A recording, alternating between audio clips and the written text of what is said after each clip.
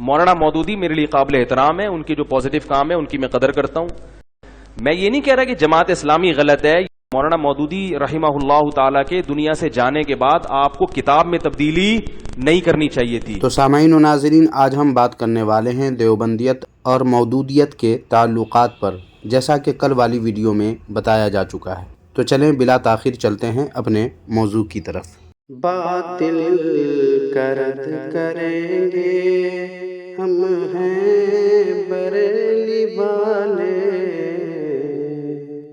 سامعین، یہ تو آپ جانتے ہی ہیں کہ مودودی کی جماعت کو جماعت اسلامی کہتے ہیں، جسے قائم کرنے والوں میں دیوبندی علماء بھی شامل تھے، جیسا کہ آپ اس کتاب جس کا نام ہے مودودی صاحب اور ان کی تحریرات کے متعلق چند اہم مضامین، اس کے صفحہ نمبر 55 پر جو لکھا ہوا ہے اسے آپ خود بھی پڑھ سکتے ہیں. لکھا ہے: مشہور شخصیتیں جناب مولانا محمد منظور نعمانی، مولانا ابو الحسن علی ندوی، مولانا امین احسن اصلاحی اور مولانا مسعود عالم ندوی بھی تھے.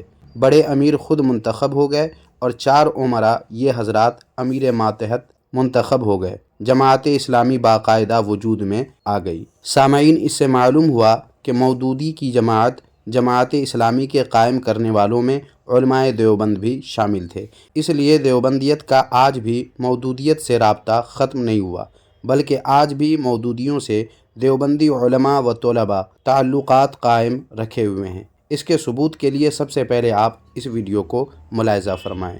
اب صورتحال یہ ہے کہ مولانا مودودی کی جماعت اسلامی کے حضرات دیوبند کے اجتماعات میں رہتے ہیں، پروگراموں میں رہتے ہیں، سب جگہ شریک ہیں.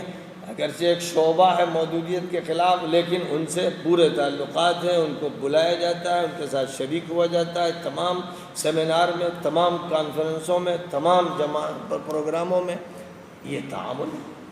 پاکستان میں بھی یہ ہے کہ وہاں جماعت اسلامی کے جو امیر ہیں اور ذمہ دار، ان کے ساتھ تمام علماء کی مشترک جد و جہد ہے، سب شریک ہوتے ہیں. ساری چیزیں لوگوں نے بھلا دی، اب ان کو پس پش ڈال دیا گیا ہے.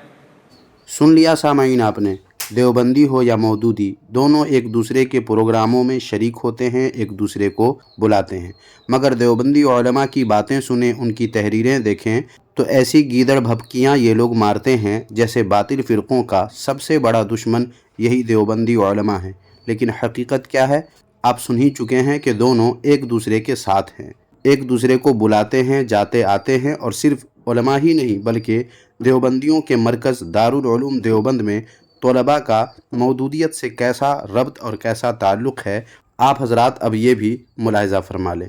دیکھیں، یہ ہیں جناب ابو القاسم نعمانی جو دارالعلوم دیوبند کے محتمم ہیں. سنیں یہ جناب اپنے دارالعلوم دیوبند کے طلباء کے متعلق کیا کہہ رہے ہیں. یہ چیزیں ہمارے طلباء کے سامنے آنی چاہیے، ان کے علم میں رہنی چاہیے، اور اس وجہ سے خاص طور سے رہنی چاہیے کہ خاموشی اختیار کرنے کا اثر یہ ہوا ہے کہ آج دارالعلوم دیوبند کے احاطے میں مودودیت سے متاثر ہمارے طلباء کی ایک بڑی تعداد پیدا ہو گئی ہے، اور تنبیہ اور ہدایت کے باوجود وہ اپنی سرگرمیوں کے اندر ملوث ہیں اور اس کے اندر سرگرم ہیں. یہ بہت خطرناک چیز ہے، اس لیے حقیقت ہر ایک کے سامنے واضح ہونی چاہیے. دارالعلوم دیوبند کے طلباء کی بڑی تعداد مودودیت سے متاثر پیدا ہو گئی ہے، اور باوجود تنبیہ و ہدایت کے وہ اپنی سرگرمیوں میں ملوث ہیں. مگر علماء دیوبند، یا یوں کہیں کہ دارالعلوم دیوبند کے اساتذہ، اس بات کو جانتے ہوئے بھی کچھ نہیں کر پا رہے ہیں. کیونکہ خود دیوبندی علماء بھی مودودیت سے اپنے تعلقات استوار رکھے ہوئے ہیں. پھر کس منہ سے ان طلباء کے خلاف سخت قدم اٹھا سکتے ہیں؟ یہی وجہ ہے کہ سب کچھ جانتے ہوئے بھی علماء دیوبند چپ شاہ کا روزہ رکھے ہوئے ہیں. خیر، اب تک کے حوالوں سے سامعین و ناظرین یہ بات واضح ہو چکی ہے کہ دیوبندی علماء ہوں یا طلباء، مودودیت کے ساتھ ان کے تعلقات گہرے ہیں. اور پھر سامعین و ناظرین یہ بھی یاد رہے کہ یہ تعلق کوئی معمولی نہیں ہے بلکہ ادب و احترام والا ہے. اس پر بھی چونکہ بات چھڑی گئی ہے تو چند ثبوت ملاحظہ فرما لیں. اور یہ آپ نے سنا ہے نا، مولانا مودودی بڑے آدمی ہیں، میں احترام کرتا ہوں، قدر کرتا ہوں. یہ تھے جناب منظور مینگل. اب آپ کی عدالت میں پیش کرتا ہوں دیوبندی مذہب کے شادی اسپیشلسٹ مفتی جناب طارق مسعود کو. دیکھیں یہ جناب مودودی کے متعلق کیا کہہ رہے ہیں. مولانا مودودی میرے لیے قابل احترام ہے، ان کے جو پازیٹیو کام ہے ان کی میں قدر کرتا ہوں. اب مسجد حرام میں بیٹھ کر لوگوں کو گمراہ کرنے والے دیوبندی مولوی جناب مکی حجازی کو پیش کرتا ہوں. دیکھیں سامعین یہ جناب کیا کہہ رہے ہیں. تفہیم القرآن اچھی تفسیر ہے، لیکن اس میں بعض مسئلے مودودی صاحب مرحوم نے امت کے خلاف لکھے، اللہ ان کی مغفرت فرما دے. جو فوت ہو گئے ان کے بارے میں کوئی بری بات نہ کرے. سامعین آپ نے سنا کہ جناب مکی حجازی نے مودودی کو مرحوم کہا ہے، لیکن دیوبندیوں کے تعلقات مودودی سے ایسے غیر معمولی بھی نہیں کہ محض مرحوم کہہ کر صبر کر لیا جائے، بلکہ معاملہ اس سے بھی بہت آگے بڑھا ہوا ہے. دیکھیں جناب طارق مسعود کیا کہہ رہے ہیں. مولانا مودودی رحمہ اللہ تعالیٰ کے دنیا سے جانے کے بعد آپ کو کتاب میں تبدیلی نہیں کرنی چاہیے تھی. حالانکہ سامعین جب ہم دیوبندی مذہب کی کتاب دیکھتے ہیں تو اس کتاب جس کا ایک حوالہ پیچھے گزر چکا ہے، اسی کتاب کے صفحہ نمبر 21 پر دیوبندیوں کے مخدوم العلماء جناب خیر محمد جالندھری جو اشرف علی تھانوی کے خلیفہ تھے، انہوں نے مودودی کو کیا لکھا ہے آپ خود ہی دیکھ لیں. لکھتے ہیں کہ بندہ ان کو ملحد سمجھتا ہے. اب دیوبندی لوگ خود ہی بتائیں کہ ملحد کے لیے مرحوم یا رحمہ اللہ تعالی کہنا کیسا ہے. حالانکہ اس تعلق سے جب ہم طارق جمیل کی بات سنتے ہیں تو معاملہ تو کچھ اور ہی ہو جاتا ہے. دیکھیں آپ حضرات بھی کہ یہ جناب طارق جمیل کیا کہہ رہے ہیں مودودی کے بارے میں. وہ مودودیت کوئی فرقہ ہی کوئی نہیں. مولانا مودودی صاحب رحمۃ اللہ علیہ نیک آدمی تھے، اچھے عالم تھے، کوئی الگ فرقہ نہیں بنایا، کوئی الگ اپنے انہوں نے کوئی فقہ نہیں لکھی، کوئی الگ اپنا اجتہاد نہیں کیا.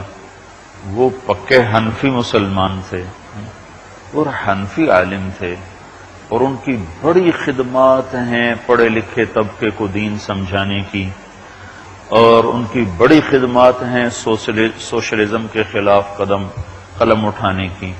ان کی بڑی خدمات ہیں منکرین حدیث کے خلاف قدم اٹھانے کی. حمید الدین فراہی رحمۃ اللہ علیہ بہت بڑی عالم گزرے ہیں، جن کے پھر پیروکار بنے امین احسن اصلاحی صاحب، اور اصلاحی صاحب کے پیروکار ہیں آج کل کے وہ غامدی صاحب، اور وہ بالکل ہی آؤٹ ہو چکے ہیں. تو حمید الدین فراہی صاحب بڑے عالم تھے. انہوں نے بعض حدیثوں پر عقلی اعتراض کیا تو اس کا مولانا مودودی صاحب نے اس کا رد کیا، اور بڑی طاقت سے رد کی. تو سامعین و ناظرین آج کی اس ویڈیو میں بس اتنا ہی. آج کی اس ویڈیو پر آپ کی رائے کیا ہے کمنٹ باکس میں ہمیں ضرور بتائیں، اور اس ویڈیو کو بھی پچھلی ویڈیوز کی طرح خوب لائک کریں، اور لائک کر کے اس ویڈیو کو بھی جتنا شیئر کر سکتے ہیں کر دیجئے، تاکہ لوگوں کو بھی پتہ چل جائے کہ دیوبندی کہتے کچھ اور ہیں اور کرتے کچھ اور ہیں، اور جو ہوتے ہیں وہ دکھتے نہیں ہیں، اور جو دکھتے ہیں یہ دیوبندی ویسے ہوتے نہیں ہیں. لہٰذا دیوبندیت کی حقیقت سے دنیا کو آگاہ کرنے میں آپ حضرات میرا ساتھ دیں، میرا تعاون کریں، اور زیادہ سے زیادہ لوگوں تک اس ویڈیو کو اور اس طرح کے اور بھی دوسرے جو ویڈیوز ہیں انہیں زیادہ سے زیادہ لوگوں تک شیئر کریں. جزاک اللہ خیر.